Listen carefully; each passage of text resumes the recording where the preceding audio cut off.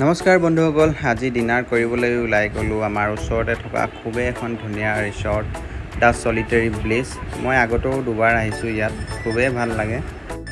গধূলি হোৱাৰ লগে লগে ৰিসৰ্টখনৰ চাৰিওকাষৰ পৰিৱেশটো খুব ধুনীয়া হৈ উঠে আৰু আমি অলপমান ইয়াতে ঘূৰি পেলাই সোমাই গ'লোঁ ৰেষ্টুৰেণ্টৰ ভিতৰত।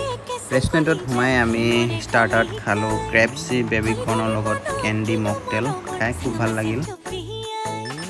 আৰু আনফালে আহি গ'ল আমাৰ মেইন কোৰ্ছত আছিল চিলি চিকেন চেঞ্জি, ৰুমালী ৰুটি আৰু গ্ৰীণ ফ্ৰেছ চালাড, খাই খুবেই ভাল লাগিল। আপোনালোকো যদি আহিব বিচাৰে তেন্তে এই ৰিসৰ্টখনত আহিব পাৰে। খুবেই এখন ধুনীয়া ৰিসৰ্ট হয়। ইয়াৰে খানাৰ আইটেমবিলাকৰ প্ৰাইচটো অলপ বেছি হয়, কিন্তু ইয়াৰ খানাৰ টেষ্ট বেলেগতকৈ অলপ বেলেগ হয়।